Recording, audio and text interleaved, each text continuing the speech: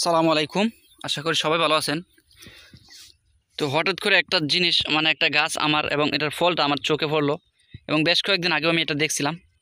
মানে দেখে এত সুন্দর লাগতেছিল, তো কিউট লাগতেছিল বলার বাইরে। যে দেখেন এই ফলটা আসলে কী ফল এটা আমি নিজেও জানি না। মানে অনেক মানে প্রথম যখন এখানে তিসি লাগাইছিলাম, তিসি হয়েছে এবং এর তিসির মাঝখানে এটা দেখে আমি ভাবছিলাম যে এখানে কি সুলাবুট লাগাইছিলাম আমরা। সুলাবুট দেওয়ার পরে পরে আমি ভাবছিলাম যে এগুলো হয়তো সুলাবুট। এই যে দেখেন এগুলো এটা হচ্ছে শুকায় গেছে এবং শুকায় যাওয়ার পরে এর ভিতরে যেই একটা ফলে বিচির মতো আছে, ঠিক আছে, মানে ভিতরে একটা মার্বেলের মতো আছে এবং এটার ভিতরে থাকে বিচিগুলা।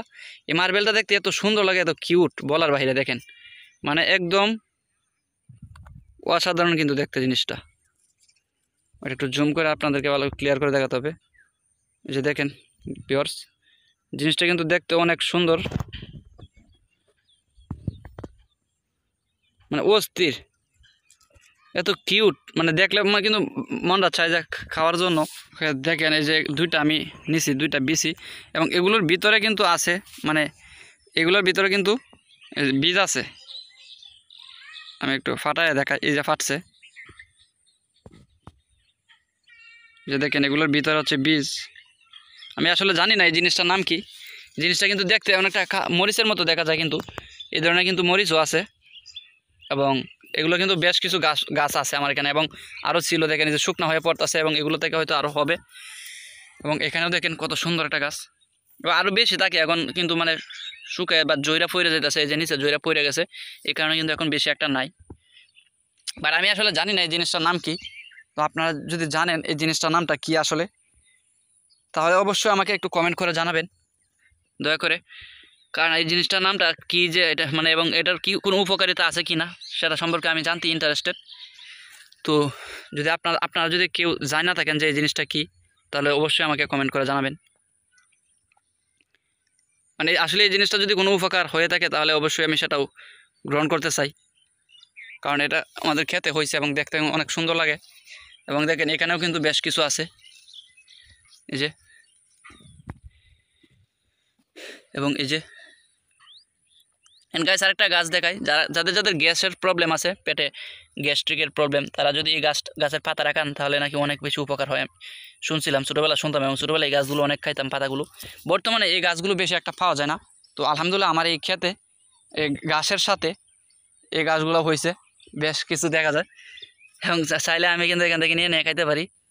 বাট এখন হচ্ছে রমজান, তো সন্ধ্যার পরে নেওয়া যায় না। এগুলো হচ্ছে সকালবেলা নাকি খাইতে হয় খালি পেটে। তো যেহেতু রমজান, সো নিয়ে খাইতে পারতেছি না। বাট এগুলো কিন্তু অনেক হেলদি একটা গাছ। এটা কিন্তু ঘাস এক ধরনের, বাট এটা অনেক স্বাস্থ্যকর। এটার নাম হচ্ছে টুনি পাতা, টুনি বাইঙ্গনের পাতা। আমাদের এলাকায় বলি এটা টুনি বাইঙ্গনের পাতা। আপনাদের এলাকায় এটা আসলে কী বলে ডাকে আমাকে কমেন্ট করে জানাইয়েন।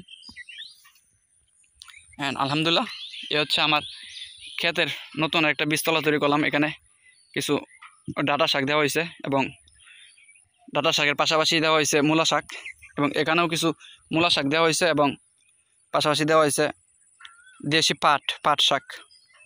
তো এই হচ্ছে পাট গাছগুলো, এই যে পাট গাছগুলো দেখা যাচ্ছে। আলহামদুলিল্লাহ ভালোই উঠতেছে দেখা যায়, মাশাআল্লাহ মাশাআল্লাহ মাশাআল্লাহ মাশাআল্লাহ। মানে গতকালকে আগের দিন আমি পানি দিছিলাম, তো পানি দেওয়ার পরে সবগুলো মনে বোঝা যাইতেছে যেমন সবগুলো জায়রা উঠছে। পানি দেওয়ার আগে বেশি একটা ছিল না তেমন। আলহামদুলিল্লাহ দেখে ভালো লাগলো এটা বিষয়টা। তো যাই হোক viewers, village lifestyle related video যারা দেখতে চান অবশ্যই চ্যানেলটাকে সাবস্ক্রাইব করে পাশে থাকবেন। এবং ইনশাআল্লাহ ভবিষ্যতে আমার ইচ্ছা আছে একটা খামার করার। সো আপনারা যদি আমাকে সাপোর্ট করেন তাহলেই। সো আজকে ভিডিওটা এই পর্যন্তই। সবাই ভালো থাকবেন, সুস্থ থাকবেন। আসসালামু আলাইকুম, আল্লাহ হাফেজ।